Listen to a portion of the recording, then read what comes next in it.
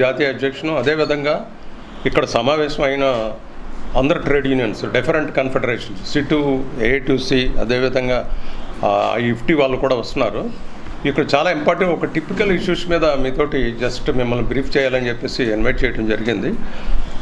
ఈరోజు సుమారు ఒక 7 మంది యువకులు, అంటే యూత్ ఫ్రమ్ డిఫరెంట్ డిస్ట్రిక్ట్స్, ప్రధానంగా శ్రీకాకుళం నుండి 4, కోనసీమ జిల్లా నుండి బిఆర్ అంబేద్కర్ కోనసీమ జిల్లా నుండి 2, అదేవిధంగా వైజాగ్ నుండి మురళీ రెడ్డి అన్న వ్యక్తి వలలో పడి, ఒక ఏజెంట్ వలలో పడి వీళ్ళను 7 కూడా కంబోడియాకి వెళ్ళటం జరిగింది. వీళ్ళకి ఏం ప్రామిస్ చేశారంటే డాటా ప్రాసెసింగ్ పని ఉంది, లక్షల్లో ఆర్జించవచ్చు అని చెప్పేసి వీళ్ళని అట్రాక్ట్ చేసి 1.7 lakhs వీళ్ళ దగ్గర నుండి తీసుకొని అక్కడికి పంపించడం జరిగింది. అక్కడ ఏజెంట్స్ వీళ్ళు రిసీవ్ చేసుకొని $3,000 వీళ్ళ దగ్గర నుండి ఈచ్ పర్సన్ దగ్గర నుండి కలెక్ట్ చేసి వీళ్ళని సమరాంగాన ఊరు కంబోడియాలో ఒక సిటీలో తీసుకెళ్ళి చైనీస్ స్కామర్స్కి అప్పచెప్పారండి, సేల్ చేశారు.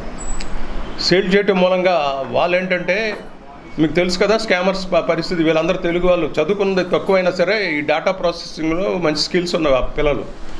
సో వీళ్ళని ఏంటంటే ట్రాప్ చేయమన్నా ఫేస్బుక్లో మన తెలుగు వాళ్ళని అడ్రస్ల్లో అవన్నీ చూసి వాళ్ళ తాలూకా బ్యాంక్ అకౌంట్లు ఇవన్నీ చేసి స్కామ్స్ చేయమని చెప్పేసి వీళ్ళని బలవంతం చేయడంలో, ఇదేంటి మాకు ప్రామిస్ చేసింది ఏంటి, మీరు చేస్తుంది ఏంటంటే మేము ఎలాంటి ఇల్లీగల్ పనులు చేయమని చెప్పేసి we want to return to home అని చెప్తే వీళ్ళని ఫిజికల్ మరి హెరాస్మెంట్ కూడా చేయటం జరిగింది.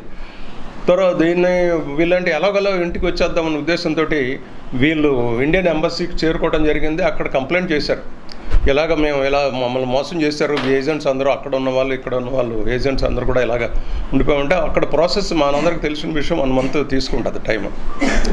జాగ్రత్తగా వెళ్ళిపోండి, 1 month తీసుకుంటే ఈలోగా మీకు ప్రాసెస్ చేస్తామంటే వాళ్ళు షెల్టర్కి రిటర్న్ అయిన తర్వాత ఈ విషయం వాళ్ళకి అందరికి కూడా తెలియటం, వాళ్ళు ఎలా కొట్టారంటే మీకు ఫొటోస్ కూడా పంపిస్తాం.